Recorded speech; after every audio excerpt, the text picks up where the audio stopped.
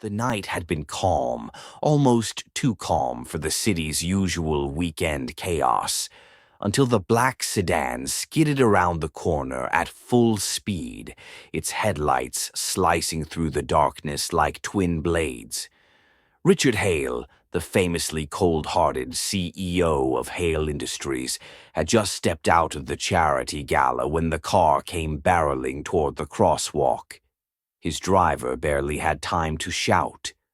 A small figure darted across the street, a blur of pink and trembling limbs. Richard didn't think.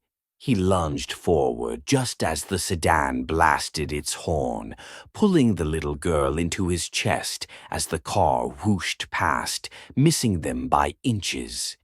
His heart hammered, breath sharp and ragged, and for a split second he wondered if he'd imagined the whole thing. But the girl was shaking uncontrollably in his arms, clutching his jacket with small, desperate fingers. He crouched down, holding her shoulders. "Are you hurt? Did it hit you?" She shook her head violently, her eyes wide as saucers. Tears shone on her cheeks, reflecting the street lights. "No, no," she whispered. He exhaled, relief loosening the tension in his chest. "Good. You're safe now. Where are your parents? Why were you running into the road like that?" Her gaze slowly traveled up to meet his, and something in the way her lower lip quivered made his breath catch. "Sir, my mom isn't waking up." The world seemed to tilt. He blinked, unsure he heard her right. "What do you mean?" "She won't wake up," she murmured, voice cracking. "I tried shaking her, but she won't move. I got scared. I didn't know who else to ask. Please, please help me." For a moment, Richard stood frozen, torn between disbelief and an inexplicable pull in his chest. His driver stepped forward. "Sir, security can handle this. Let me escort you to—" "Wait." Richard's voice was softer than he intended. "No, this isn't something you hand off." He turned back to the girl. "Where is she?" The girl looked hesitant, as though she expected him to walk away like everyone else she'd asked. But he said it again, firmly this time. "Take me to her." She reached out, taking his hand with trembling fingers. Something about that small, trusting gesture pierced straight through the emotional armor he'd spent years perfecting. They walked away from the glittering lights of the gala and toward the darker edges of the city. The streets became narrower, the air colder. Richard's expensive shoes clicked against uneven pavement. He didn't complain. He didn't even think to. After a few minutes, he asked, "What's your name?" "Lila," she whispered. "How old are you, Lila?" "6. And your mother? Is she sick? Has something happened before?" "No," she said, shaking her head rapidly. "She works a lot. Sometimes she's tired, but she always wakes up. Always." They passed a group of men huddled near a convenience store. Their eyes trailed Richard like wolves, sizing up a strange animal that had wandered into their territory. Lila tugged his hand. "This way." "You live out here?" he asked. She nodded. "We just moved. Mom said it was all we could afford now." Guilt crept into his stomach, though he didn't know why. He didn't even know this woman. But he could feel the unease in the girl's voice, the fear she didn't have words for. "What does your mom do?" he asked gently. Lila hesitated. "She cleans offices. At night." He frowned but said nothing. They continued down a dim back street. Somewhere behind them, footsteps echoed. Richard glanced over his shoulder. 2 men had begun following them. "Stay close," he murmured to Lila. She nodded quickly. The footsteps grew louder. Richard quickened his pace. The girl followed, frightened but trusting. They turned into a side alley where the buildings rose tall and cracked like broken teeth. Shadows rippled along the walls. Richard kept his posture firm, his jaw set. He wasn't used to fear, not physical fear at least, but something inside him sharpened into a protective instinct he didn't recognize in himself. Finally, they reached a rusted metal staircase. Lila led him up. The air smelled like damp concrete and old rain. "This is where we live," she whispered. The hallway was dim, the light overhead flickering. Her small hand shook as she unlocked the door. Inside, the apartment was tiny, barely furnished, the air heavy and still. A coat hung on a single hook. A cracked lamp lay on a table. But Richard barely noticed any of that. His eyes locked instantly onto the figure lying motionless on the floor. Lila rushed to her. "Mom! Mom! I brought someone to help." The woman didn't move. "Call an ambulance," Richard snapped to his driver, who had followed them up. He knelt beside her, 2 fingers checking her pulse. It was faint. He swallowed hard. This wasn't exhaustion. Something was deeply wrong, and something inside him whispered that he was too late. Lila knelt beside her mother, shaking her shoulder gently as tears streamed down her face. "Mom, wake up, please." Richard felt his throat tighten. "Lila, sweetheart, give me a little space." She scooted back but clung to her mother's sleeve, unwilling to let go. Richard checked the woman's breathing. Shallow, uneven. "She's alive," he said softly. "But barely." Lila burst into uncontrollable sobs. "I tried to wake her. She wouldn't, she won't." He placed a steady hand on her back. "You did the right thing finding help. You saved her by coming to me." His driver returned. "Ambulance is on the way, sir." Richard nodded, but something gnawed at him. Something familiar. His gaze fell on the woman's uniform. Dark blue. Simple. And embroidered above the left pocket. Hale Industries Cleaning Division. His company. His employee. His stomach dropped. Before he could think, footsteps thundered up the stairs. Heavy boots. Angry voices whispering. Richard's driver stiffened. "Sir, those men who followed us." 3 men appeared at the top of the staircase. Lila gasped and pressed against Richard's side. "Well, well," the tallest one drawled. "Didn't expect you fancy types to be wandering around our block." Richard rose, keeping Lila behind him. "We're waiting for medical help. That's all." The men exchanged looks. One of them sneered. "Medical help? You think an ambulance is coming to this dump in time?"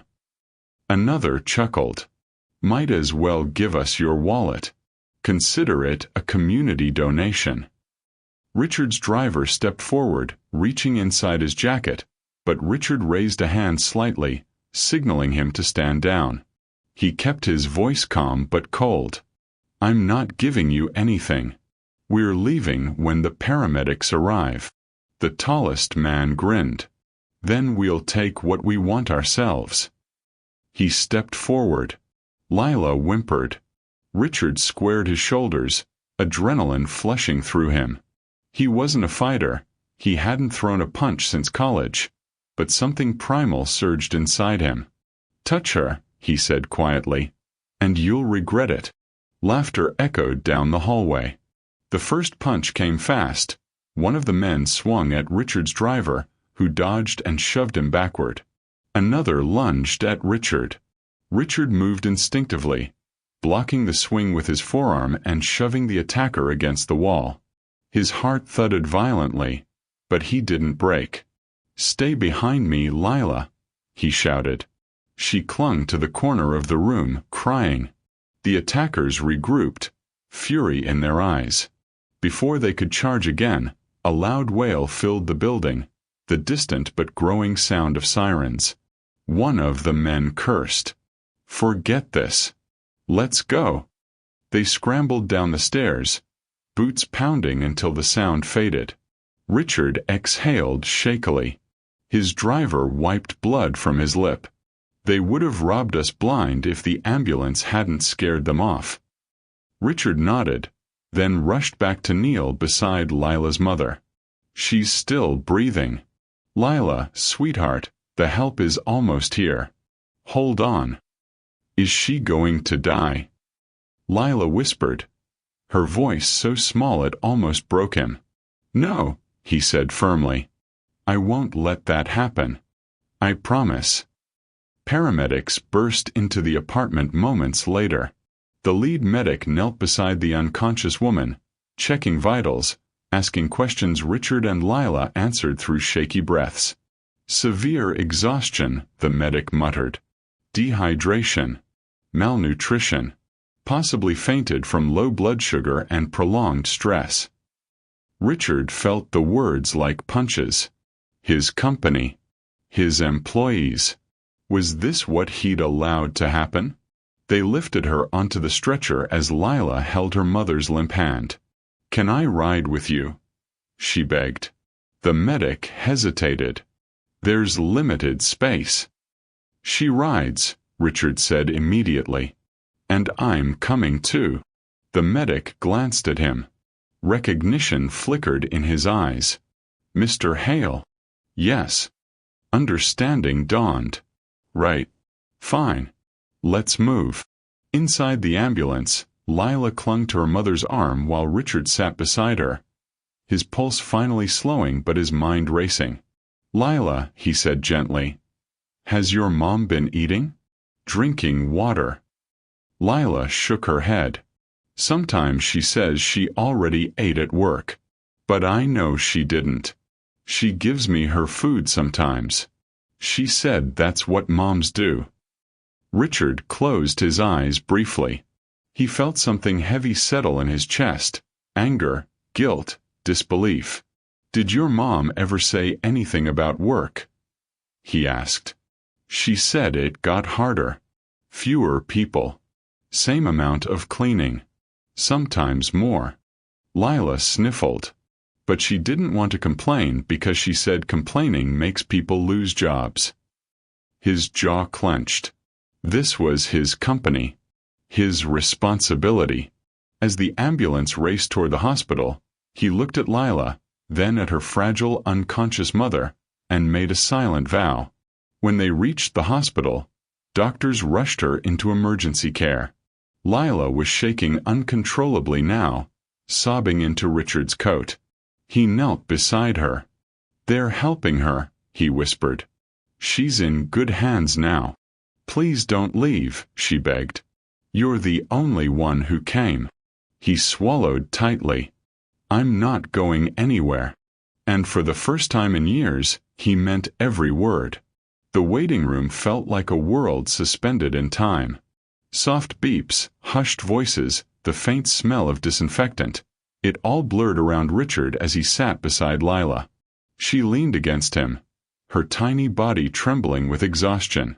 He draped a hospital blanket over her shoulders, something protective stirring inside him that he didn't quite recognize. Hours passed.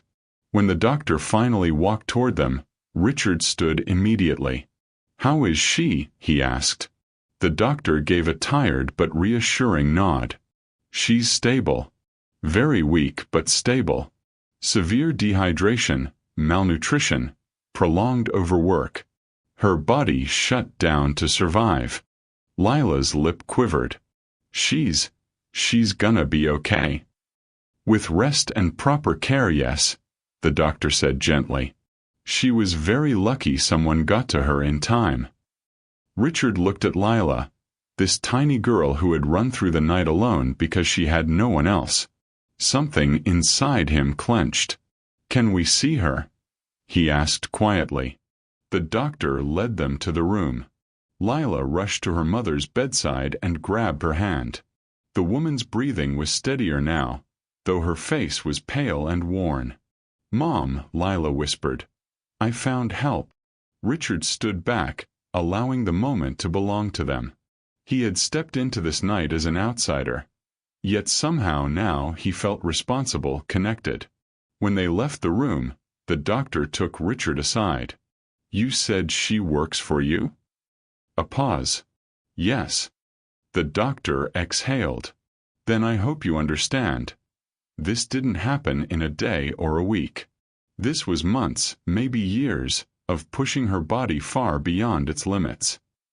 Richard lowered his gaze. "She didn't complain," the doctor continued.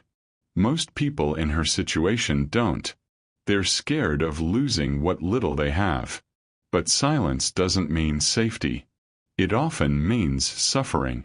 The words lodged deep inside him. He stayed at the hospital all night. Lila eventually fell asleep with her head in his lap, and Richard gently stroked her hair, a gesture so natural it surprised even him. As dawn light filtered through the windows, he made a decision that felt less like an idea and more like a responsibility he had ignored for far too long. By late morning, he stormed into his company's headquarters like a force of nature. His executives stared as he entered the boardroom. "I want a full report on every night shift employee," he announced. "Starting today. Workloads, hours, wages, complaints, everything." "Sir," one executive stuttered. "Why the urgency?" "Because," Richard's voice hardened, "one of our employees nearly died from exhaustion last night, and her 6-year-old daughter had to run through the streets to look for help. That is unacceptable. And that is on us." The room fell silent. "We've cut staff, increased workload, ignored complaints. That ends now," he continued. "Effective immediately. Increased staff, higher wages, food stipends, mandatory breaks, emergency childcare support. And any manager who dismissed concerns is gone." Stunned glances flashed around the table. "You're rewriting policy," a director said cautiously. "I'm fixing a system that should never have broken," Richard replied. "Don't confuse the two." For the first time, the board saw a CEO who wasn't fighting for numbers, but for people. And it shook them. He spent days rebuilding the department from the ground up. He met with staff personally. He listened, really listened, for the first time. But nothing compared to the moment he returned to the hospital and saw Lila's mother awake. She blinked as he stepped into the room, confusion flickering across her face. "Mr. Hale," she whispered, trying to sit up. "Don't strain yourself," he said gently. "You need rest." "I'm so sorry," she said immediately, tears gathering. "I didn't mean to cause trouble. I couldn't lose my job." "You didn't cause trouble," he interrupted softly. "You survived it." She froze, tears spilling. He continued, "You gave everything you had to keep your daughter safe. You worked yourself past exhaustion because you were afraid to speak up. That is not failure. That is courage. But no one should have to be that strong alone." Lila climbed into her mother's arms, and Richard watched them embrace, a wave of understanding sweeping through him. This entire ordeal had revealed something he had never fully grasped. Strength isn't always loud. Bravery isn't always bold. Sometimes it's a mother working silently through the night. Sometimes it's a child running through dark streets. Sometimes it's listening when you'd rather look away.